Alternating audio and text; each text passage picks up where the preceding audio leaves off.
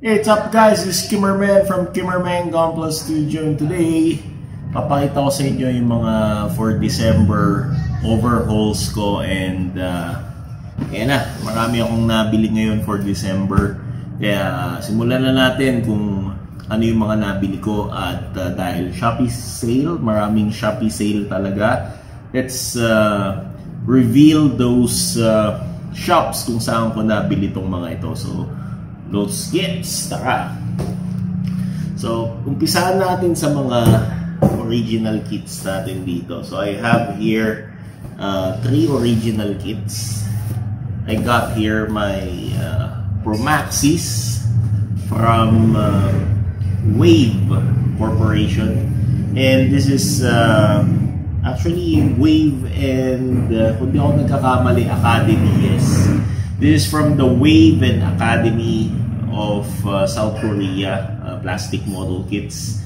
And this is one of the grand suit dun sa Panzerworld Gallant. So ayan nga, isa sa mga pinag-isipan kong bilhin kasi gusto ko ng grand suit from this anime.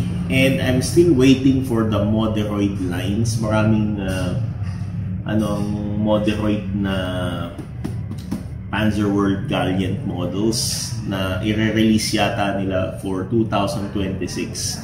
But since ang tagal pa, buti na lang naka-tsempo ko ng Promaxis from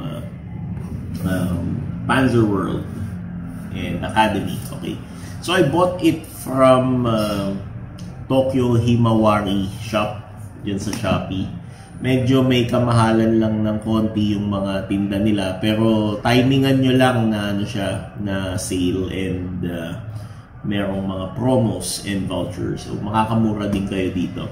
So ang ganda nito, at nakita ko na yung plastic quality, parang mas okay yata to compare dun sa ginawa ko noon na Panzerworld Gallant na may pagkamalambot ang plastic. So okay, Promaxis. Second is one of the rare kits na ang hirap hanapin sa market, especially sa Hobby Link Japan and Mandarake. But buti na lang nakahanap ako nito sa Shopee. And ito nga, another one from Tokyo Himawari dyan sa Shopee.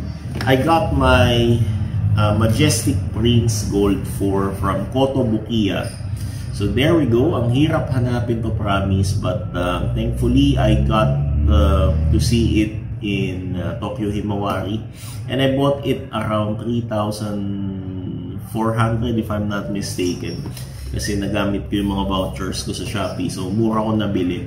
But regular price nila dito nasa about 5,000 pesos. Buti naka-discount ako. And I already bought the Red 5 from Shopee before, pero si Red 5 is common.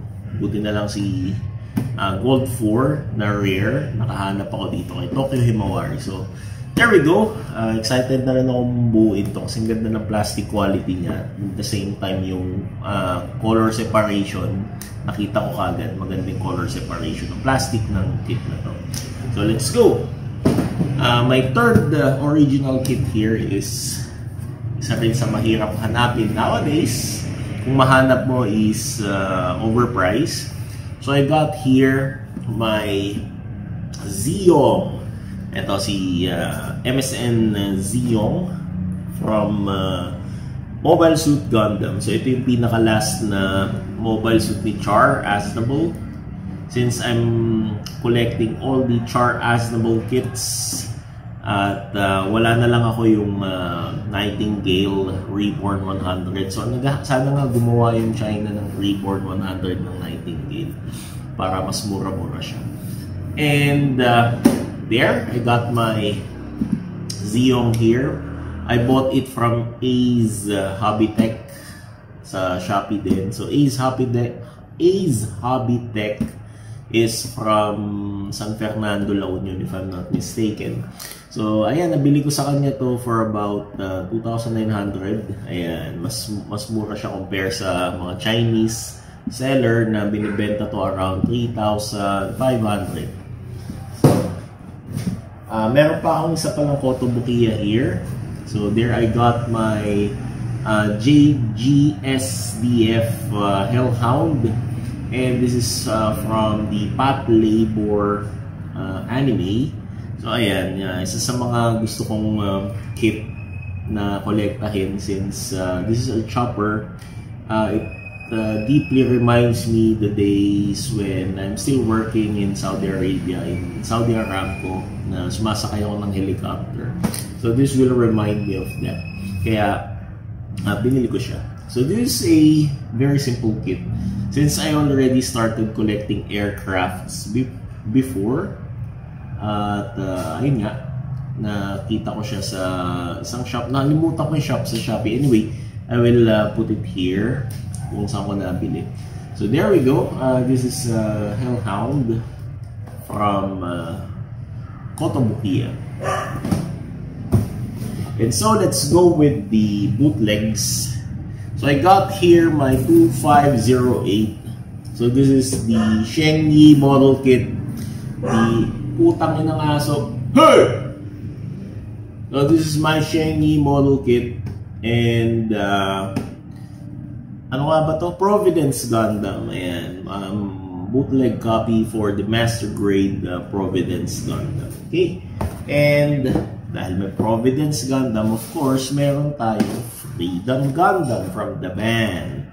And there we go. Nakahanap ako ng mura-murang Freedom Gundam from the band para may partner at kalaban, syempre si Providence Gundam. Okay. And finally, I got this G002, which is the GNX Advance Deborah Custom, and from Neo Hubs ko ito nabili. Is from Neo Hubs. And by the way, yung Freedom Gundam na sa China ko to nabili, sa Chinese seller ko nabili. And this 2508 kay Hobby Wang naman ito. This is from Hobby Wang, and this is from a Chinese seller. And by Holy Grail here, I bought from Hobby Wang also the Fat Cat 002. So this is the Fat Cat 002, the God Gundam RG upgrade or upscale. I mean 1/100 upscale. And yes, ayan, buuin na natin itong Fat Cat na to. Second to my Fat Cat 001, which is the RX-78-2 RG upscale 1/100. So this is Kimmerman from Kimmerman Gunpla Studio, and I will say happy building and Merry Christmas to all. Good night, God bless, take care. Oh, by the way, nakalimutan kong i-include, meron pala akong Chaos Gundam na nabili ko sa D&M Toys. So this is the 1/100 scale Chaos Gundam. And itong Magella Attack or Zeon Magella Attack tank na wala nga lang box. Pinadala sa akin ng seller na naka-box pero wala yung actual box niya kasi nasira daw. So ganito lang ang itsura niya, pero I hope hindi naman ako niloko doon. So nalimutan ko yung shop eh. Sige, lagay ko dito. Nabili ko to about 1,500 pesos. Ayan, yung Zeon tank. Yeah. So yun lang. Thank you so much. Merry Christmas, and this is Kimmerman from Kimmerman Gunpla Studio. Night, God bless.